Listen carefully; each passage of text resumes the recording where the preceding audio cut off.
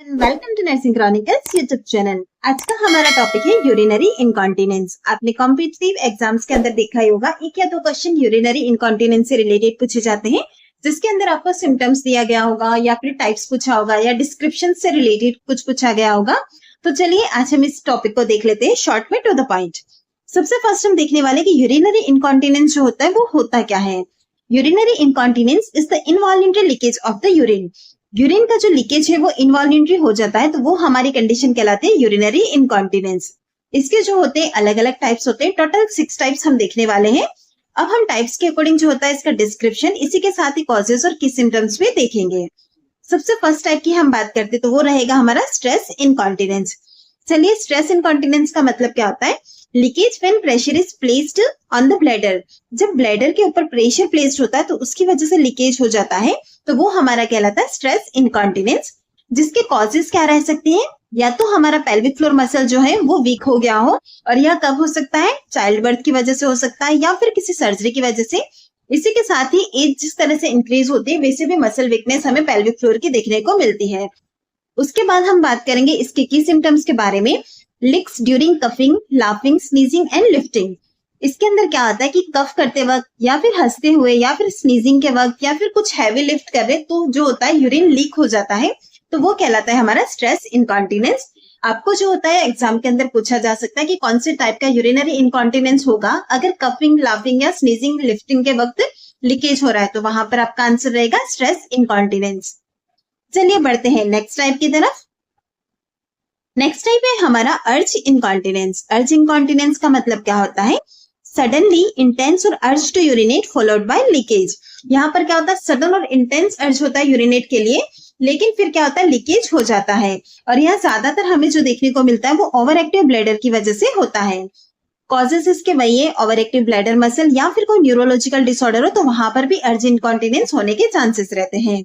अब इसके अंदर हमें की सिम्टम क्या दिखेगा, स्ट्रॉन्ग और सडन अर्ज फील होगा, इसी के साथ ही फ्रिक्वेंट यूरिनेशन भी रहता है। चलिए बढ़ते हैं नेक्स्ट टाइप की तरफ। नेक्स्ट टाइप रहेगा हमारा ओवरफ्लो इनकॉन्टिनेंस।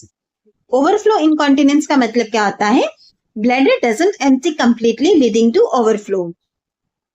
इसका रीजन क्या है, ब्लॉकेज हो सकता है या फिर हमारा वीक ब्लैडर मसल हो सकती है। ब्लॉकेज किस वजह से हो सकता है, जैसे कि प्रोस्टेट एनलार्जमेंट है तो उस वजह से ब्लॉकेज हो सकता है, या फिर ब्लैडर मसल हमारी वीक हो तो भी ओवरफ्लो इनकॉन्टिनेंस हो सकता है। इसके अंदर आपको देखने को मिलेगा ड्रिबलिंग, फ्रीक्वेंट स्मॉल लीक, यानी कि बूंद बूंद से जो होता है वो लीक होता रहता है, फ्रीक्वेंटली स्मॉल लीकेज होगा, लेकिन इसी के साथ ही जो यूरिनरी स्ट्रीम होता है वो काफी वीक होता है, तो वो हमारा ओवरफ्लो इनकॉन्टिनेंस के सिम्टम्स है। चलिए बढ़ते हैं नेक्स्ट टाइप्स की तरफ। नेक्स्ट टाइप है हमारा फंक्शनल इनकॉन्टिनेंस। फंक्शनल इनकॉन्टिनेंस का मतलब क्या होता है, फिजिकल और mental inability to reach toilet in time. यहाँ पर जो है हमारा ब्लैडर का फंक्शन नॉर्मल है, लेकिन फिजिकली या फिर मेंटल इनेबल है वो पर्सन की वह टॉयलेट तक ऑन द टाइम पहुंच नहीं पाता है, जिसकी वजह से जो है वो इनवॉल्युंटरी लीकेज हो जाता है, तो वो हमारा फंक्शनल इनकॉन्टिनेंस कहलाता है। इसके कॉजेस क्या हो सकते हैं, मोबिलिटी इश्यूज हो सकता है, डिमेंशिया या कंफ्यूजन हो सकता है, अर्थराइटिस की वजह से हो सकता है, और पुअर मोबिलिटी जो रहती है वो भी इसके कॉजेस के अंदर आती है। चलिए अब हम इसके की सिम्टम्स के अंदर क्या देखेंगे, यूरिनरी सिस्टम में भी वर्किंग नॉर्मली। जैसा कि हमने देखा है जो यूरिनरी सिस्टम है वो हो सकता है कि वर्किंग नॉर्मली हो, लेकिन जो पर्सन है वो अर्ज के लिए रिस्पॉन्स नहीं कर पाता है टू यूरिनेट क्विकली इनफ। अगर वो टाइम पर टॉयलेट ही नहीं जाएगा तो फिर इनवॉल्युंटरी लीकेज हो जाता है, जो कि हमारा फंक्शनल इनकॉन्टिनेंस के अंदर आता है। Mixed incontinence. मिक्स्ड इनकॉन्टिनेंस का मतलब क्या है, इसके अंदर हमें देखने को मिलेगा कॉम्बिनेशन ऑफ स्ट्रेस एंड अर्ज इनकॉन्टिनेंस। स्ट्रेस इनकॉन्टिनेंस और अर्ज इनकॉन्टिनेंस जो कि हम ऑलरेडी पहले देख चुके हैं, इन दोनों का जो है वो कॉम्बिनेशन है, तो वो हमारा मिक्स्ड इनकॉन्टिनेंस कहलाता है।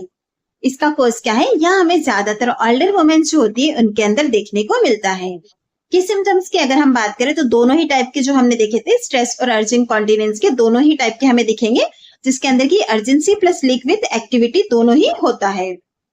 लास्ट टाइप है हमारा रिफ्लेक्स इनकॉन्टिनेंस। रिफ्लेक्स इनकॉन्टिनेंस का मतलब क्या होता है, ब्लैडर एम्प्टीज विदाउट वार्निंग और अर्ज। मतलब ब्लैडर जो होता है हमें वार्न या अर्ज नहीं करता है और बिना उसके एम्प्टी हो जाता है, वो हमारा रिफ्लेक्स इनकॉन्टिनेंस कहलाता है। इसके जो कॉजेस होते हैं वो क्या होते हैं, या तो स्पाइनल कॉर्ड इंजरी हो गया हो या फिर कोई और न्यूरोलॉजिकल कंडीशन हो तो उसकी वजह से भी रिफ्लेक्स इनकॉन्टिनेंस हो सकता है। इसके की सिम्टम्स के अंदर आएगा no sensation of needing to urinate before leaking. Before leakage होने से पहले कोई भी सेंसेशन नहीं होता यूरिनेट का, तो वो हमारा रिफ्लेक्स इनकॉन्टिनेंस कहलाता है। हमने यहाँ पर यूरिनरी इनकॉन्टिनेंस के जो 6 टाइप्स थे उसके बारे में देखा था। अब हम बात करेंगे कि इनको मैनेज कैसे कर सकते हैं, यानी कि इसका ट्रीटमेंट क्या क्या अवेलेबल है। तो सबसे करेंगे lifestyle and behavioural changes. Urinary incontinence में लाइफस्टाइल और बिहेवियरल थेरेपी जो रहती है वो बहुत इंपॉर्टेंट रोल प्ले करती है, जिसके अंदर सबसे फर्स्ट आता है हमारा ब्लैडर ट्रेनिंग। ब्लैडर ट्रेनिंग का मतलब है gradually increasing time between urination. Urination के बीच का जो टाइम है उसे ग्रेजुअली हमें इंक्रीज करना होगा। नेक्स्ट आएगा हमारा शेड्यूल्ड वॉइडिंग। शेड्यूल्ड वॉइडिंग के अंदर क्या था, using the toilet at regular interval. अगर रेगुलर इंटरवल पे जो पर्सन है हमारा वो वॉइडिंग के लिए शेड्यूल्ड किया जाएगा तो उसकी वजह से क्या होगा, इनकॉन्टिनेंस के चांसेस कम हो जाते हैं। नेक्स्ट आएगा हमारा फ्लूइड मैनेजमेंट। फ्लूइड मैनेजमेंट के अंदर क्या करना है, हमें कैफीन और अल्कोहल का इंटेक जो है उसे रिड्यूस करना है। इसी के साथ ही जो इवनिंग फ्लूइड है वो भी लिमिटेड करना है, ताकि नाइट में पर्सन को कोई भी परेशानी नहीं हो। उसके बाद हम एडवाइस करते हैं वेट लॉस के लिए। वेट लॉस स्पेशली जरूरी होता है स्ट्रेस इनकॉन्टिनेंस में। चलिए इसका नेक्स्ट पॉइंट जो रहेगा उसे देखते हैं। नेक्स्ट के अंदर हम मैनेज कर सकते हैं पेल्विक फ्लोर मसल एक्सरसाइजेस, जैसे कैगल एक्सरसाइजेस। इसके द्वारा क्या होता है, it strengthen the pelvic floor muscle, जिसकी वजह से यूरिनेशन जो होता है वो कंट्रोल होता है। फिर अब हमारा मैनेजमेंट आ जाता है मेडिकेशन वाला मैनेजमेंट। मेडिकेशन के अंदर हम कौन सी मेडिसिन और किस केस के अंदर यूज में ले सकते हैं। फॉर अर्ज इनकॉन्टिनेंस या फिर ओवर एक्टिव ब्लैडर के केस में यूज में ली जाती है एंटीकोलिनर्जिक्स और बीटा 3 एगोनिस्ट। उसके बाद आता है टॉपिकल एस्ट्रोजन।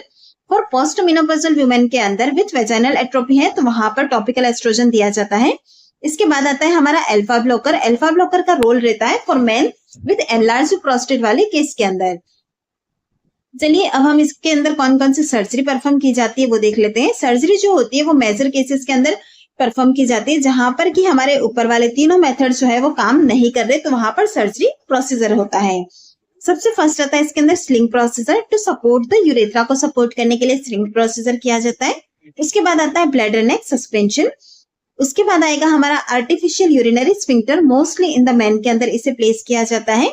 और फिर आता है हमारा बोटॉक्स इंजेक्शन। बोटॉक्स इंजेक्शन का रोल क्या होता है, into the bladder for over activity. So इस तरह से आज का हमने टॉपिक सीखा यूरिनरी इनकॉन्टिनेंस, जो कि आपके अपकमिंग नर्सिंग ऑफिसर्स एग्जाम के लिए काफी हेल्पफुल रहेगा।